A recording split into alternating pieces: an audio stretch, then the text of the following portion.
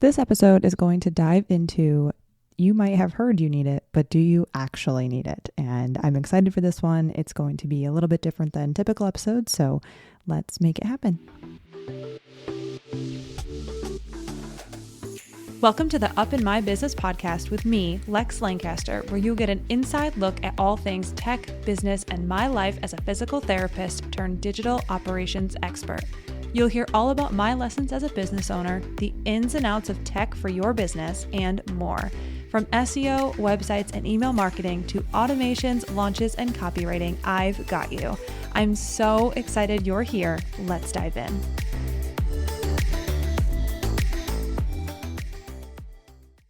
As always, before we get into today's episode, I would love to introduce you to the Up in My Business podcast sponsor, Jane. Jane is a clinic management software and EMR with a human touch. Whether you're switching your software or going paperless for the first time, the Jane team knows that the onboarding process can feel a little overwhelming.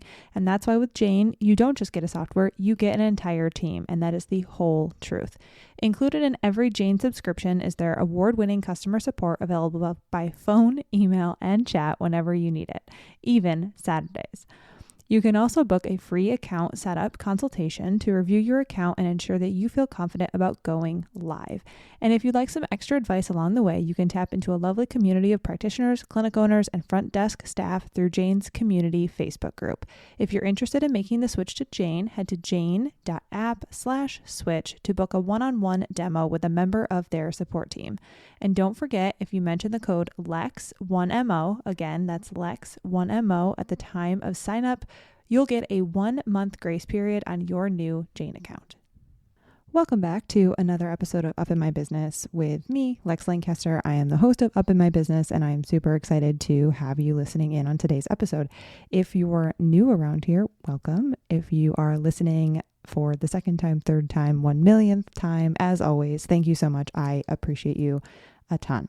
I wanted to just touch base. Obviously, we always do the same thing here. We start off with life and business and then go into the episode itself. And I have not too many life updates, if you will, but one quick business update. And then the episode today is just going to be it's going to be short. I have already, listed out exactly what I want to just go through. Now, as you know, if you listen to my episodes, I don't have a checklist as usual, so I may get off onto a little random tangent. We'll see what happens. But first and foremost, life updates. So it's currently 7:30 p.m. on Sunday. I'm actually looking at my phone right now. Above my computer, I have a little setup. I saw a video on Instagram and it was Heather McMahon. If you don't listen to her or if you haven't seen her Netflix special, I highly, highly recommend her. She's very, very funny. But I saw one of her posts for her podcast and she had a cool video that she posted with her podcast to talk about the episode that she just launched. And, I've been trying to figure out if I want to add video to the podcast. If I don't want to add video to the podcast, I'm not going to do it before episode 100. Like Shantae does recommend to wait until you've hit 100 episodes. So I don't plan on, being on YouTube anytime soon, but it would be nice to announce the episodes of the podcast because I actually had someone in my DMs saying that they had no idea I had a podcast. And I was like, well, that's sort of problematic because it's just a ton of free information and I want people to know that I have this. So just experimenting. We'll see if that ends up becoming a reel or not, or just a graphic. I don't know. But you can stay tuned for that. And if you're listening to the episode and you see my Instagram, you will know exactly what I'm talking about. But I talk with my hands a lot. So I'm just wondering if I'm going to capture a screenshot of my hands just being completely up in the air and then we can all laugh. So other life stuff, today at volleyball, Shantae and our friend Dee brought champagne to celebrate mine and Elisa and then her twin sister Amanda's birthday. It was a great, great day of volleyball. We played a ton of games today because there were so many people there. And just here to report to anyone following along the whole concussion whiplash neck saga, I am feeling good, but Shantae will tell you I have not been doing my exercises and she's in her office right now, so I'm just going to whisper and say she's right. She's definitely right. I do isometrics, but I'm not doing anything crazy. So anyway, I digress. So worst patient ever, moving on. I am feeling good, super, super happy. It's been a really, really busy couple of weeks. So not really much to report on the personal front. Shantae did surprise me. She came home a night early from her Las Vegas trip that she went on. So it was really great to obviously see her a day early. And, we've both been so busy with her launching the Instagram intensive and me now in the middle of the launch. And then also, doing all of the everyday stuff, right? Because the launch is on top of everything else. Just been really, really busy. So we spent some time together this weekend, did the regular Friday night, date night stuff. And now it's Sunday night and we're both working and I wouldn't trade it. It's the best. As far as business updates, only one thing that I want to share today. If you are listening to this podcast and you are familiar with SEO School, my hybrid SEO course that teaches you everything you need to know about SEO so that you can manage your SEO forever and know everything you need to ever do that, it will be open for registration next Monday. It is built for health and wellness practitioners, and it's taught by me. So I teach it as if I'm talking to health and wellness practitioners, and it's very much so understandable. You can get the tips and tricks. You can implement the things right away. I created it essentially because nothing like this existed in the space, and I wanted to make sure that my health and wellness practitioners had something to learn SEO with. So that's why I created the course. It will be open for enrollment next Monday. So if you're not on the wait list, then you'll have to wait until public enrollment on Monday, as I look at my calendar, 25th, because waitlist enrollment opens today, the day that you're listening to this, Monday, the 18th. So without further ado, right, if you're on the wait list, please go check your email if you're listening to this after 6 a.m. BST, because there will be an email in your inbox for registration. Then you can go grab your spot in SEO School. I'm so excited for this cohort. So if you are on the wait list, check your email. If you're not on the wait list, keep your eye open. If the easiest way to know when SEO School opens for enrollment will be if you're on my email list, and I will put a link to join my email list in the show notes. Okay, that's really the only big business update I have for you. I will plan to talk more about business stuff next week, but I think I'm going to have a big announcement for a presentation that I'm doing for a really amazing group of people, and you can register. So I will make sure that I announce it once they announce it. I don't want to be the first one to talk about it and then not have anywhere to point you to. So stay tuned for that. I will be posting about it eventually. All right. I also just want to, before I continue on, just because I want to make sure that I say that, I always say it's important to shout people out, give people credit, all the things. I just have to say, Shantae and I run a group coaching program for brick and mortar business owners who are looking to get started in the digital space. And it's called Lextramind. And the women that we have in the Lextramind right now are absolutely incredible. They're all crushing their first digital launch. And the group is just absolutely, positively the best group of women, and they support each other so much. So I just had to give them a quick shout out because I know a lot of them listen to this podcast. So huge shout out to my Lextramind people, our Lextramind people. We truly are so proud of you, and also just so pumped that you are all crushing it. Not that we ever doubted that you would, but it's all being shown now to you as well. So we're just super proud of our Lextramind people.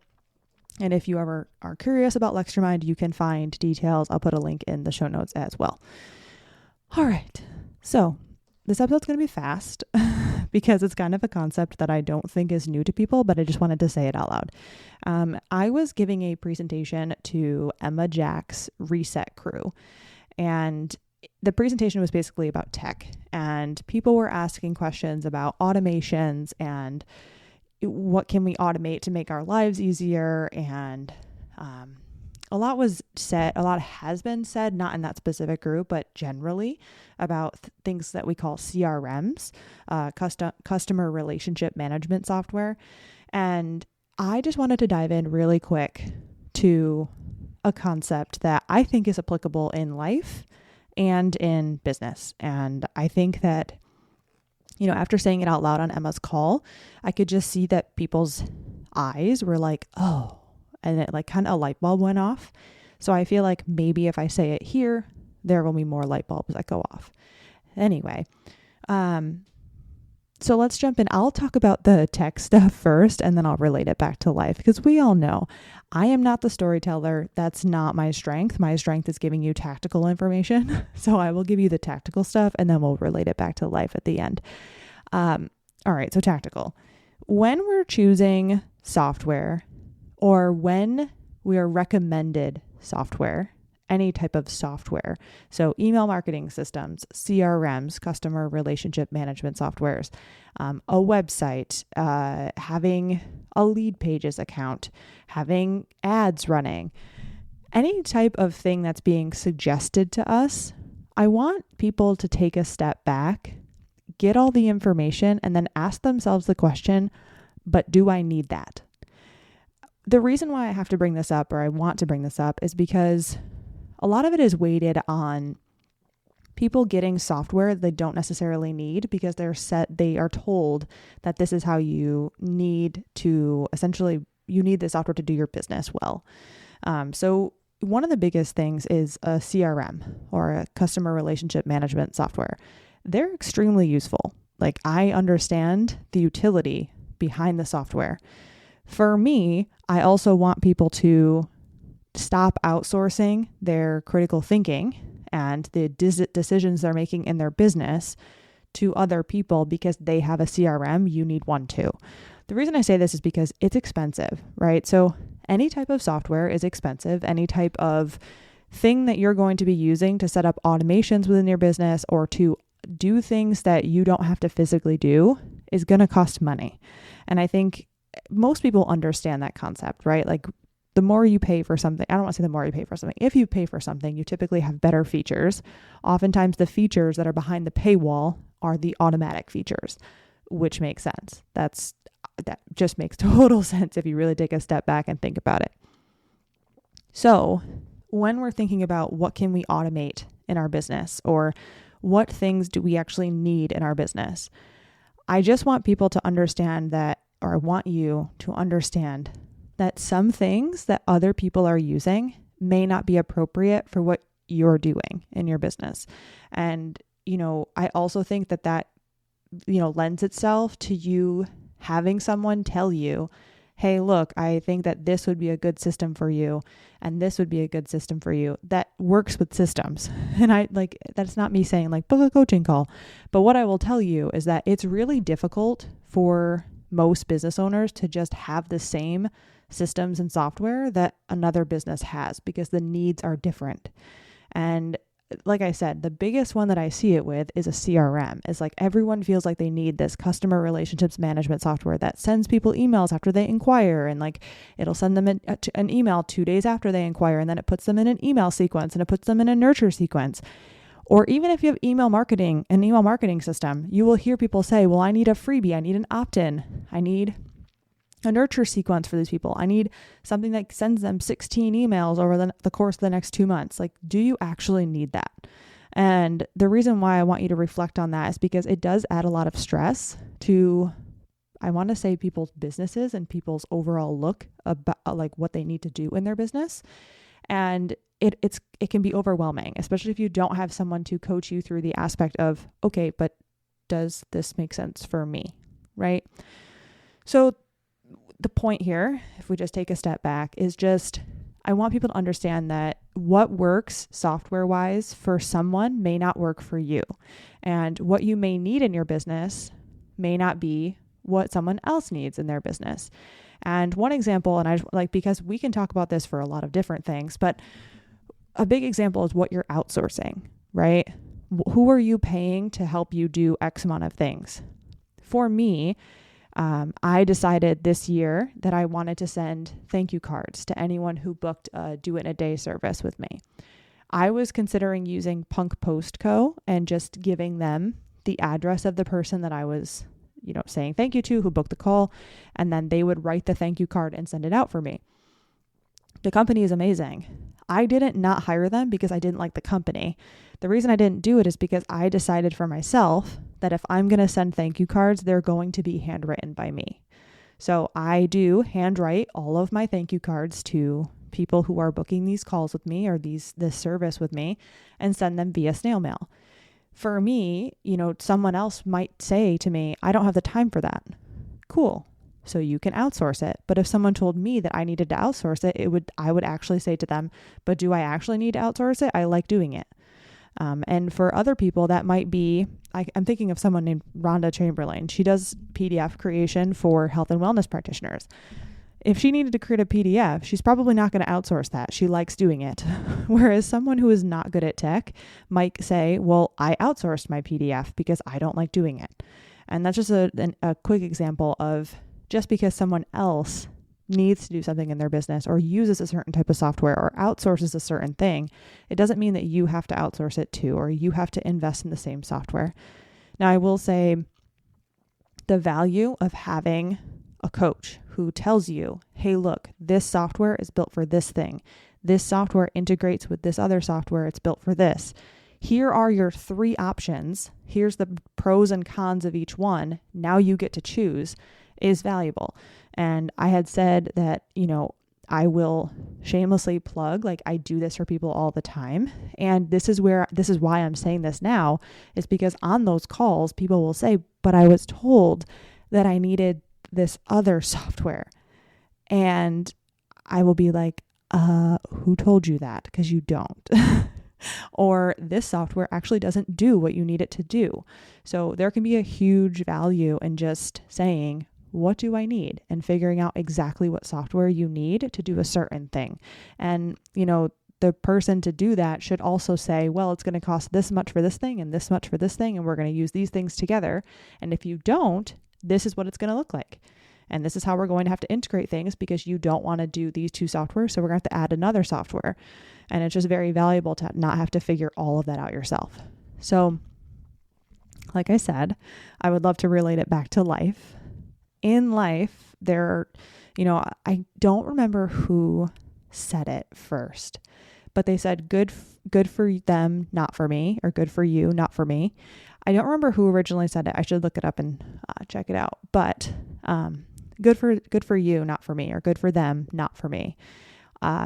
Basically, what that's saying is good for that person. They're doing this thing that they enjoy, that they want, that they, they're buying a house, they're getting a new car, they're, I don't know, buying cereal, like whatever. You can put anything in there. They're getting a dog. Good for them, not for me.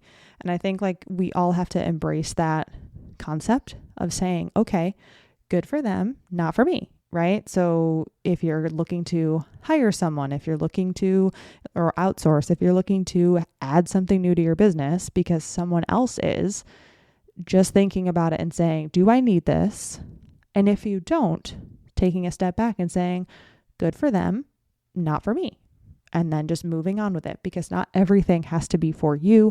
You do not need to do everything that everyone else is doing. Do you need to do something that someone else is doing? And I will also shamelessly plug, I know I mentioned my coaching calls. I don't really talk about, those anywhere. So if you don't know that I do them, I do those. I will also tell you that if you're looking for business strategy, people will go to Shantae first, and I will refer everyone to Shantae for a Maestro meeting. What people will tell me is they're like, I need to start selling this course and I want you to build the course out for me. And my first question is always, well, have you had coaching around this whole thing? Have you had coaching on the launch? Have you had coaching on, how to start using social media and how to set up your course in general for like the best layout for that? Like what modules first, what modules next? Have you had an actual coach walk you through what this process may look like or should look like?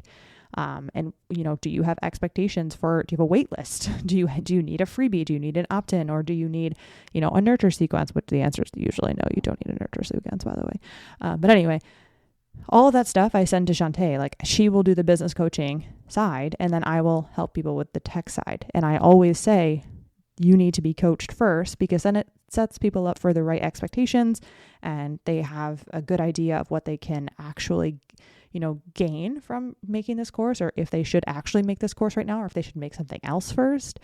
But anyway, just promoting that as well. Obviously, I've always referred to Shantae, but it's obviously I'm heavily biased. So if you have your own coach, like do your thing, but just telling you this is my process. And if someone tells me they want to, make an online offer, I will say, well, have you had coaching around it first? Because I don't like to take people's money and build out courses and build out things for them if they haven't had formal coaching on what this thing should look like and what the expectations are around this thing. Not only because I don't want them to not waste their money with me, but if there's somewhere else that they could spend the money and have a better outcome, like I'm all for that.